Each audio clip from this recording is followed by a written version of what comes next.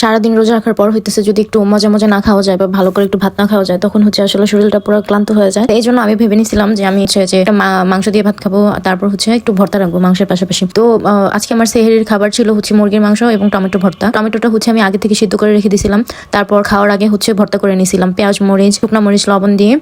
টমেটোটা হচ্ছে সিদ্ধ করা ছিল, ভাজি নেই আসলে, অনেকে টমেটো ভেজে নেয়, আমি হচ্ছে সিদ্ধ করে নিয়েছিলাম। তো এখন প্রথম হচ্ছে টমেটো দিয়ে ভাত খাচ্ছিলাম, ভর্তা দিয়ে ভাতটা একদম এত স্বাদ লাগতেছিল বলার বাইরে। তো ভর্তা দিয়ে পুরো অর্ধেক প্লেট ভাত খাওয়া শেষ করে ফেলছিলাম। আমার কাছে টমেটো ভর্তাটা একটু বেশি মজা লাগে, জানি না কার কাছে কেমন লাগে। ভর্তা হইলে না মাছ মাংস আর কোনো কিছুই দরকার হয় না, ভর্তা শাক সবজি এগুলো হচ্ছে মাছ আর মাংসের থেকে বেশি টেস্টি হয়ে থাকে। তারপর হচ্ছে ভর্তা দিয়ে ভাত খাওয়ার পরে হচ্ছে নিয়ে নিয়েছিলাম পাকিস্তানি মুরগি। আমি হচ্ছে যে ফার্মের মুরগিটা বেশিরভাগ খাই না, খাই বলতে একদমই খাই না। আর হচ্ছে পাকিস্তানি মুরগিটা মজা লাগে, এটা ছোট হলে কি হবে কিন্তু মানে এটা খাওয়ার সময় হচ্ছে এতটা টেস্টি লাগে, অন্তত ফার্মের মুরগির থেকে অনেক ভালো লাগে। ঝোল ঝোল করে হচ্ছে আলু দিয়ে মুরগির মাংস রান্না করে নিয়েছিলাম। তো এই টমেটো ভর্তা আর মুরগির মাংস দিয়ে আমি আমার সেহরিটা কমপ্লিট করে ফেলছিলাম। মুরগির মাংসটা ঝোল ঝোল করার পরেও যে মুরগির মাংসটা এত টেস্ট হয়েছে, আসলে আমি তো বাটা মশলা দিইনি, আমি হচ্ছে সব একদম র মশলা দিয়েছিলাম, সেটার জন্য হয়তো আর একটু ভালো করে টেস্ট হয়েছে। ইভেন আমিও সবাইকে বলবো যে যেহেতু ফার্মের মুরগিতে একটু রোগ জীবাণু একটু প্রবলেম হয়, তো সেহেতু আপনারা বাচ্চাদেরকে পাকিস্তানি মুরগি খাওয়ানো ট্রাই করবেন। যদি দেশি মুরগি খাওয়ানোর মতো সামর্থ্য না থাকে তাহলে অবশ্যই পাকিস্তানি মুরগি খাওয়ানো ট্রাই করবেন।